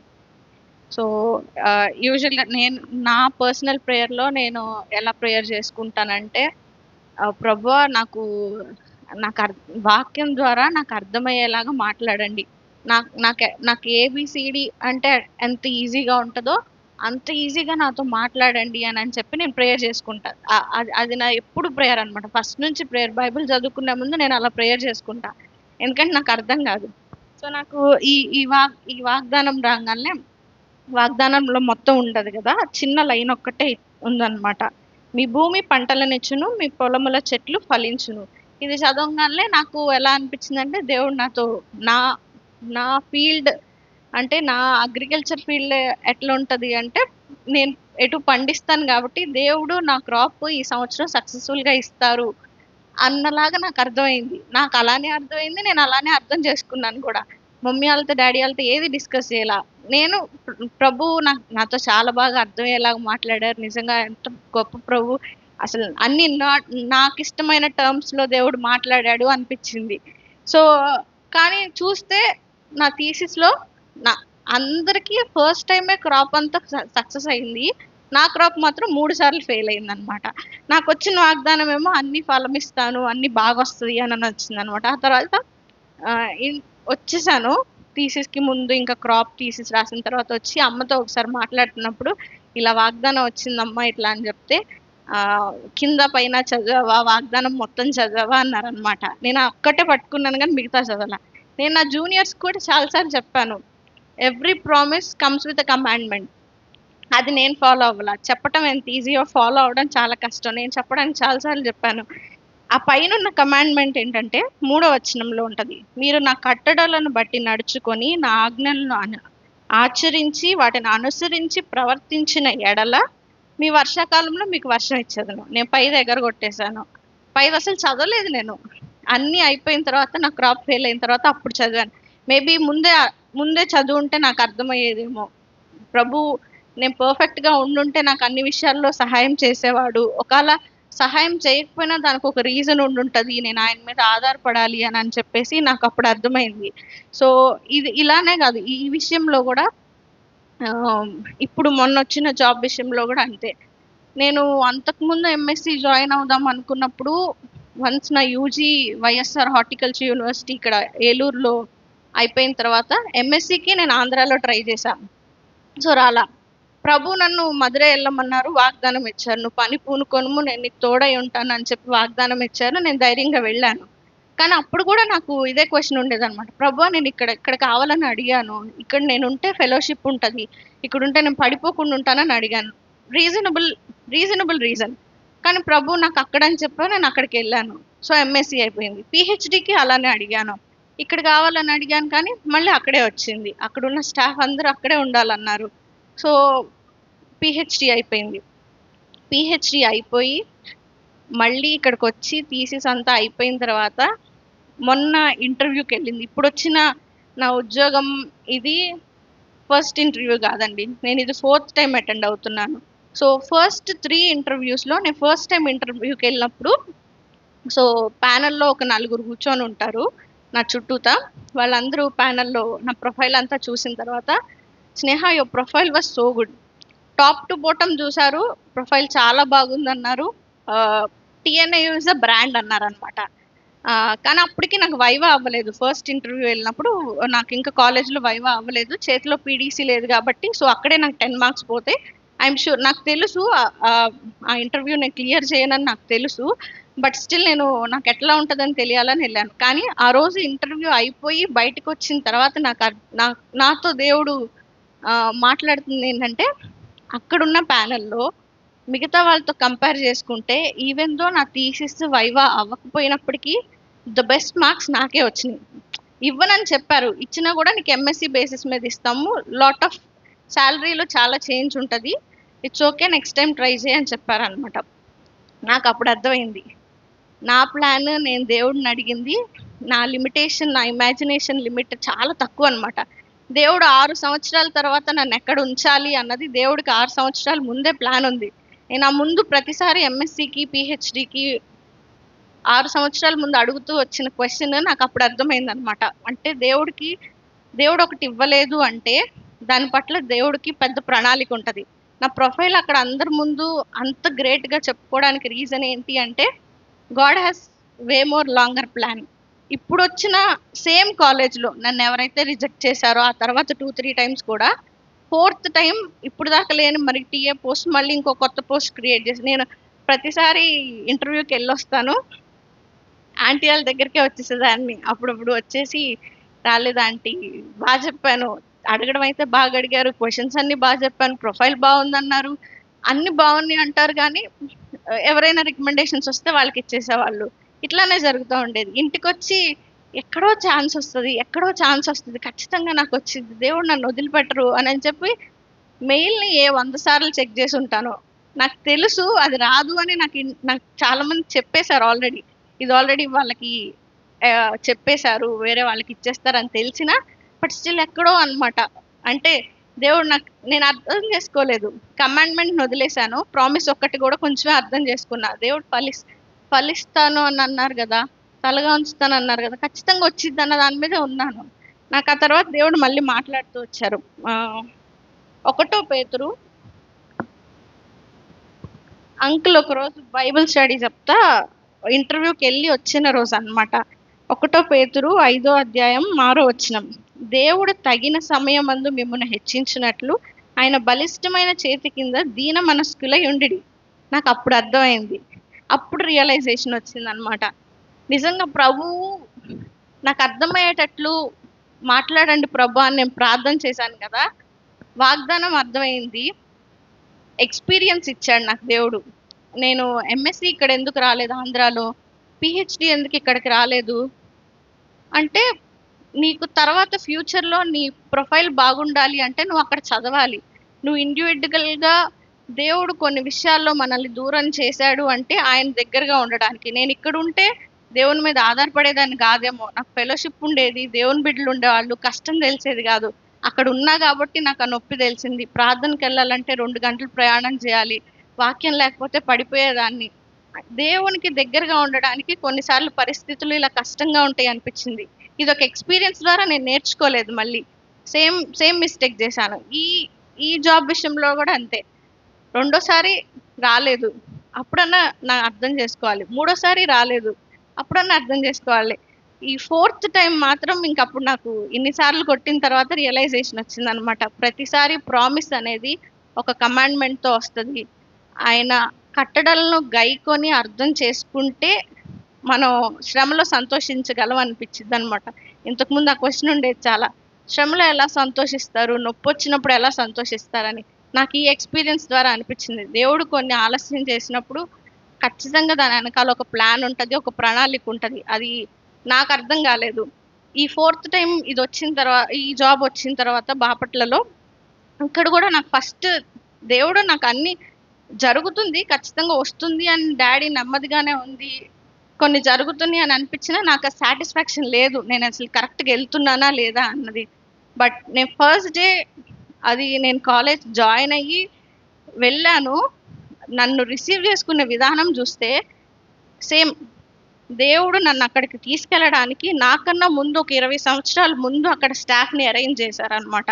నేను ఇంకా కాలేజ్కి ఎంటర్ అవ్వలేదు, నన్ను ఎంట్రన్స్ నుంచి నన్ను పెద్ద ప్రిన్సిపల్ సైంటిస్ట్ లాగా ఎంట్రన్స్ నుంచే రిసీవ్ చేసుకుని వెళ్ళారు. కొత్తగా జాయిన్ అయిన మేడమా అని చెప్పి ఎంట్రన్స్ నుంచి రిసీవ్ చేసుకుని వెళ్ళారు. నేను వెళ్ళంగానే నాకు ఒక టేబుల్, వెళ్ళంగానే నేను ఒక పిహెచ్డి స్టూడెంట్గా నేను నా స్టాఫ్కి చేసిన పనులు అనమాట. వాళ్ళు ఏదన్నా చేస్తే ఆ మెస్ని క్లీన్ చేయాలి, అంత సబ్మిసివ్గా ఉండాలన్నమాట నా పిహెచ్డి వర్క్లో. ఇక్కడ నాకు అలాంటి ట్రీట్మెంట్, నాకు ఒక టేబుల్ తిన్న ప్లేట్ చెయ్యి కూడా నీళ్లు తెచ్చి ఇమ్మంటారా మేడం చెయ్యి కడుక్కోవడానికి? అంటే దేవుడు నన్ను ఎంతగా హెచ్చిచ్చారంటే నాకు అప్పుడు అర్థమైంది అనమాట. దేవుని ఆజ్ఞలను గైకొని ఆయన కట్టడలను నిజంగా అర్థం చేసుకుంటే శ్రమలో సంతోషించగలం. లేట్ అయినప్పుడు అది లేట్ అయింది ఎందుకు అని క్వశ్చన్ చేయకుండా శ్రమలో సంతోషిస్తే నిన్నెప్పుడు తగిన సమయంలో హెచ్చించాలో ఆయన బలిష్టమైన చేతి కింద హెచ్చింపబడటం అంటే నాకు అప్పుడు అర్థమైంది. నేను వెళ్ళింది ఇప్పుడు కాలేజ్కి జస్ట్ 2-3 డేసే. ఈ 2-3 డేస్లో నాకు కనిపించిన స్టాఫ్ అందరూ కూడా నన్ను చూడంగానే ఏ చర్చ్కి వెళ్తావు? హెబ్రోన్. మేము కూడా హెబ్రోన్కి వెళ్తాం. అవునా, మనం కలిసి ఎప్పుడైనా ప్రార్థనకి వెళ్దాం అంటే నాకన్నా ముందుగా అక్కడ ఒక క్రిస్టియన్ స్టాఫ్ ఉన్నారు, నాకు సపోర్టివ్గా ఉంటారు అన్నదే నాకు ఒక పాజిటివ్ సైన్ అయిందనమాట. ప్రభు ఇందుకోసం నాకు లేట్ చేశాడు, ఇందుకోసం నాకు ఫస్ట్ 2 times ఇవ్వలేదు అన్నది. సో ఈ సంవత్సరం వాగ్దానం ద్వారా నేను అది నేర్చుకున్నాను. నా జాబ్ విషయమై ఇంకా నేను అక్కడ నమ్మకంగా ఉండాలి. ఎంతోమంది అన్యుల మధ్యలో ఉంటాను, ఎందుకంటే వన్స్ ఎక్కడైనా పనిచేసే స్థలంలో క్రిస్టియన్ స్టాఫ్ ఇలా క్రిస్టియన్స్ మాట్లాడుకుంటే అగ్రి కాలేజెస్లో, హార్టీ కాలేజెస్లో వీళ్ళు చాలా పార్షియాలిటీ ఉంటుంది, ఇలాంటి ప్రాబ్లమ్స్ ఎక్కువ ఉంటాయి అన్నమాట. సో అన్యుల మధ్యలో ఉంటున్నప్పుడు దేవునికి ఒక టెస్టిమోనీగా నేను అక్కడ ఉండాలని, నా పనిలో నమ్మకంగా ఉండాలని అందరూ ప్రేయర్ చేయండి. Praise the Lord. ఇంకెవరైనా ఉంటున్నారా? అందరికీ వందనాలండి. నా పేరు అనిత. ఈ సంవత్సరం దేవుడు నాకు ఇచ్చిన వాగ్దానం నిర్గమాకాండం 14వ అధ్యాయం 13వ వచనం. యెహోవా మీకు నేడు కలుగజేయ రక్షణ, మీరు ఊరకు నిలుచుండి చూడుడి అని చెప్పి ఇచ్చారు. అయితే ఈ రక్షణ అనగానే నేను ఇంతకుముందు కరోనా టైంలో కూడా బాప్తీసం తీసుకోవాలని చెప్పేసి 3 సార్లు తీసుకోవాలని చెప్పేసి అక్కడ దాకా వెళ్ళడం, మళ్ళీ వెనక్కి రావడం. మా బాబాయ్ వాళ్ళు కూడా పాస్టర్స్. అయితే వాళ్ళు కూడా నాకు రేపొద్దునే నీకు బాప్తీసం ఇస్తామమ్మా, నువ్వు సిద్ధపడాలంటే సిద్ధపడ్డా. అయినా కానీ నాకు ఎక్కడెక్కడా కూడా నాకు బాప్తీసం తీసుకోవడానికి అవ్వలేదు. నేను ఫస్ట్ టైం మన హెబ్రోను సహవాసంలో 2023లో నేను తీసుకున్న వాగ్దానం ఫస్ట్ వాగ్దానం ఇది. యెహోవా నీకు కలుగజేయ రక్షణ అని అంటే ఇక రక్షణ అనగానే అంటే ఈ సంవత్సరం నాకు దేవుడు రక్షణ బాప్తీసం ఇస్తారని చెప్పేసి నేను నమ్మాను అనమాట. వాగ్దానం తీసుకునేటప్పుడు కూడా భయంగా అమ్మో దేవుడు నాకు ఏం వాగ్దానం ఇస్తాడో ఏంటో అని చెప్పేసి చాలా ప్రేయర్ చేసుకొని, ప్రభా నువ్వే నాతో స్పష్టంగా మాట్లాడు, నా లైఫ్ గురించి నువ్వు మాట్లాడు, నేను ఆత్మీయంగా ఎదగాలి, నేను రక్షణ పొందలేదు ఇంకా అని చెప్పేసి దేవుడిని అడిగి ప్రార్థన చేసుకొని వెళ్ళి వాగ్దానం తీసుకున్నా. సరేనని చెప్పేసి దేవుడు ఇచ్చాడు నాకు వాగ్దానం. ఇంక ఈ సంవత్సరం నాకు నెరవేరిద్దని చెప్పేసి ఎదురు చూస్తా ఉన్నాను. అనుకోని రీతిలో మే నెలలో నాకు దేవుడు బాప్తీసం తీసుకోవడానికి అవకాశం ఇచ్చాడు. అందుని బట్టి దేవుడికి వందనాలు. ఈ వాగ్దానానికంటే ముందు నాకు 2023లో దేవుడు ఇచ్చిన వాగ్దానం ఏంటంటే, అప్పటికి నాకు అసలు హెబ్రోను సహవాసం అంటే కానీ భక్త్ సింగ్ గారు అంటే కూడా తెలియదు. భక్త్ సింగ్ గారు పేరు పలకటం కూడా నాకు తెలియదు అనమాట. ఇంకా సర్లే 2023లో దేవుడు నాకు ఇచ్చిన వాగ్దానం యెషయా గ్రంథం 60వ అధ్యాయం 19వ వచనం. యెహోవాయే నీకు నిత్యమైన వెలుగవును అని చెప్పేసి ఇచ్చారు. ఏంటి ప్రభా నేనేం మీ చర్చికి రావట్లేదు, వాగ్దానం ఎప్పుడన్నా వాక్యం చూడాలన్నా నాకు దగ్గరలో ఎక్కడా చర్చి లేదు, నేను టీవీలోనే వినేదాన్ని అనమాట. ప్రతి ఆదివారం వాక్యం అంతా టీవీలోనే వినేదాన్ని, చర్చికి వెళ్ళేదాన్ని కాదు. ఇంకా ఆ సంవత్సరం ఆ వాగ్దానాన్ని పట్టుకొని ప్రభా నువ్వు నాకు నిత్యమైన వెలుగవుదాను అని చెప్పేసి వాగ్దానం ఇచ్చావు, మరి అది నా జీవితంలో ఎలా నెరవేరుస్తావో నాకైతే తెలియదు, నాకైతే ప్రేయర్ చేయటం కూడా తెలియదు కనీసం అని చెప్పేసి ప్రార్థన చేసుకుంటా ఉండేదాన్ని. ఆ 2023 సంవత్సరం మార్చిలో ఏం జరిగిందంటే నేను మా అమ్మ వాళ్ళ దగ్గరికి వెళ్ళా. అక్కడ ఒక అక్క నన్ను ఇంటికాడే ఉంటుంటే ఒక ఆదివారం మా చర్చికి రానిత చూద్దుగాను ఒకసారి అంటే వెళ్ళా అక్కతో పాటు. అప్పుడే నేను ఫస్ట్ టైం వెళ్ళటం. అది పత్తిపాడు, అక్కడ బేతేలు ప్రార్థనా మందిరానికి వెళ్ళా. నేను చర్చిలోకి కూడా వెళ్ళలేదు, బయట ఆటో దిగి బయట వెళ్తున్నాం అనమాట నడుచుకుంటా. ఒక పాట పాడుతున్నారు, హల్లెలూయా పాడిదా అని చెప్పేసి ఇప్పుడు పాడారు. వాగ్దానములను ఇచ్చి నెరవేర్చేవాడు నువ్వే, నమ్మకమైన దేవా అని చెప్పేసి పాడుతున్నారు అనమాట. ఆ పాటలో ఆ వచనం నీ జీవంబు జ్యోతి నీవే అని చెప్పేసి 3వ చరణం కూడా ఒకటి ఉంటుంది. ఆ 2 వచనాలను, ఆ 2 చరణాలను బట్టి దేవుడు నాతో, నేను చర్చిలోకి కూడా వెళ్ళలేదు ఇంకా. అప్పుడే దేవుడు నాతో మాట్లాడుతున్నాడని బయట ఏడ్చేసేదాన్ని. ప్రభా, నేనున్న సమస్యలో నువ్వు నాతో ఇంత స్పష్టంగా బయటే మాట్లాడుతున్నావు. నన్ను ఈ సన్నిధానంలో నిలబెట్టుకో ప్రభా, నేనే నీకు నిత్యమైన వెలుగుదన అవుదనని చెప్పావు కదా, నా జీవితంలో ఇది నెరవేరుస్తున్నావా అని చెప్పేసి ప్రార్థన చేసుకున్నా. నిత్యమైన వెలుగవుదనంటే నేను ఈ సహవాసంలో ఇట్టి రీతిగా ఎదుగుతానని, ఆత్మీయంగా ఎదగటం కానీ, నా ప్రార్థన విషయంలో కానీ, నా జీవితంలో దేవుళ్ళో ఎలా నడుచుకోవాలి, నా జీవితాన్ని నేను ఎలా సరి చేసుకోవాలి అనేది నేను ఈ సహవాసానికి వచ్చినప్పుడే నేర్చుకున్నా. ఇంక తర్వాత ఇక పొన్నూరు వచ్చేసాను. ఇక్కడ సుందరి అక్క అని ఒక అక్క ఉంది. ఆ అక్కని అడిగా, ఇట్లా నేను చర్చిని చూశాను, నాకు అది ఇక్కడ ఎక్కడ ఉండిద్దో తెలియదు అక్క అంటే, మన యెహోవా నిస్సి అని చెప్పేసి ఇక్కడికి తీసుకొచ్చింది అక్క నన్ను. ఇంకా అసలు నాకు ఆరాధన అండి, చర్చ్ అంటే ఏంటి, వాక్యం చెప్తారు, పాటలు పాడతారు, వెళ్ళిపోతారు, నుంచొని ఆరాధన చేస్తారు. నాకు మన చర్చిలో అయితే 2 భాగాలు ఉంటాయి కదా, ఆరాధన వర్తమానం, బల్ల వర్తమానం అని చెప్పేసి. నేను ఆరాధన ఫస్ట్ రోజు వెళ్ళిన రోజు ఆరాధన వర్తమానం అయిపోగానే ఇంక ఇంటికి నా అప్పుడే అయిపోయిందా ఏంటి, అప్పుడే వెళ్ళిపోతున్నారు అని చెప్పేసి అనుకొని పైకి లేకపోతున్నా ఇంటికి వెళ్దాం అని చెప్పేసి. అందరూ కూర్చొని ఒకళ్ళ తర్వాత ఒకళ్ళు ఆరాధన చేస్తున్నారు. ఆహా, ఇది ఇట్లా ఉంటది కావాలని చెప్పేసి నాకు మంచి సహవాసాన్ని ఇచ్చావు ప్రభా, ఆత్మీయంగా నేను ఎదగటానికి మీలో నేను ఉండేలాగా నాకు మంచి సహవాసాన్ని ఇచ్చావు, అందుని బట్టి నీకు స్తోత్రాలు ప్రభా అనుకొని ఇక నేను ఎక్కడికి తొలగిపోకుండా ఇందులోనే ఉండాలని. మా బాబాయ్ వాళ్ళు అందరూ అన్నారు, మా దగ్గర తీసుకోకుండా నువ్వు అక్కడెక్కడో తీసుకుంటున్నావు బాప్టిజం అది ఇది అని చెప్పేసి అన్నారు. అవన్నీ నేనేం పట్టించుకోలేదు, నాకు అక్కడే నచ్చింది, నేను ఆ సహవాసానికే వెళ్తానని చెప్పేసి. ఎక్కడున్నా సరే మన సహవాసం ఎక్కడుంటే అక్కడికే వెళ్ళాలని చెప్పేసి నిర్ణయించుకున్నా. దేవుడి సహవాసాన్ని నన్ను నడిపించినందుకు, ఈ సంవత్సరం ఇచ్చిన వాగ్దానం, యెహోవా నేడు నీకు కలుగజేయ రక్షణ మీరు ఊరక నిలిచుండి చూడుడి. అది నా బాప్తిస్మం విషయంలోనే కాదు, నా లైఫ్లో జరిగిన చాలా ప్రాబ్లమ్స్లో, నా ఆరోగ్యపరంగా కూడా నేను ఇక ఉండనేమో ప్రభా అని చెప్పేసి అనుకున్న టైంలో కూడా ఆ వాగ్దాన్ని గుర్తు చేసేవాడు దేవుడు నాకేం. మీరు ఊరకు నిలిచుండి చూడుడి అని నేను చెప్తున్నాను కదా, నువ్వు ఎందుకు భయపడుతున్నావు అనంగానే అవును కదా ప్రభా, నిజమే కదా అని చెప్పేసి అనుకుని ప్రార్థన చేసుకునేదాన్ని. నా ఆరోగ్యపరంగా నన్ను సేవ్ చేశారు. ఇక ఆఖరికి రాత్రి నేను ఇంటి దగ్గర నుంచి వచ్చేటప్పుడు కూడా ఒక చిన్న ప్రాబ్లంతో నేను దేవుడి సన్నిధానానికి వచ్చాను. తప్పు నాది, నా ఏదైనా సరే ప్రభు దగ్గర ఒప్పుకున్న ప్రభా, తప్పు నాదే ప్రభా, నేను ఒప్పుకుంటున్నాను, ఈ సమస్యకి నువ్వే పరిష్కారం చూపించాలి, నాకు ఇచ్చిన వాగ్దానం చివరి నిమిషంలో కూడా నువ్వు ఇచ్చిన వాగ్దానాన్ని నెరవేర్చే దేవుడు కదా నా తండ్రి. మరి ఈ సంవత్సరం చివరి ఆఖరిలో చివరి గంటల్లో నేనున్నాను, ఈ సమస్యలో నేనున్నాను. నేను ఇంటికి వెళ్ళే లోపలే మా కుటుంబంలో నాకు ఈ సమాధానం కావాలి ప్రభా అని చెప్పి ప్రార్థన చేసుకొని కూర్చున్నాను. అన్న వాక్యం ద్వారా కోప్పడకూడదు అని చెప్పేసి, మాట తొందరపడకూడదు అన్నారు. దాన్ని బట్టి నేను ఒప్పుకోల ప్రార్థనలో నేను ఒప్పేసుకొని ప్రభు దగ్గర క్షమాపణ అడిగా. ప్రభు వెంటనే 12:15 నేను అసలు చర్చిలోకి వస్తే అసలు ఫోన్ చూడను, అట్లాంటిది ఎందుకు ఈరోజు ఫోన్ చూసా, మెసేజ్ వచ్చింది సారీ అని చెప్పేసి. ప్రభా, నేను ఇంటికి వెళ్ళక ముందే నాకు సమాధానాన్ని ఇచ్చావు, చాలు ప్రభా, నీకు అందుని బట్టి నీకు వందనాలు, నేను సాక్ష్యం చెప్పుకుంటానని చెప్పేసి. సాక్ష్యం చెప్పాలన్నాక నాకు చాలా భయం, అసలు ఇంతమందిలో నుంచి అని మాట్లాడాలంటే. ప్రభువుని అడిగా, ప్రభా నాకు ధైర్యం అడిగి ప్రభా, నేను సాక్ష్యం చెప్పాలనుకుంటున్నాను, కనీసం అక్కడికి వెళ్ళి ఏం మాట్లాడాలో కూడా నాకు తెలియదు, కానీ వెళ్తున్నాను, నువ్వే నిలబెట్టాను, ప్రేయర్ చేసుకొని వచ్చాను. దేవుడు నాకు ఇచ్చిన ఈ అవకాశాన్ని బట్టి దేవుడికి వందనాలు.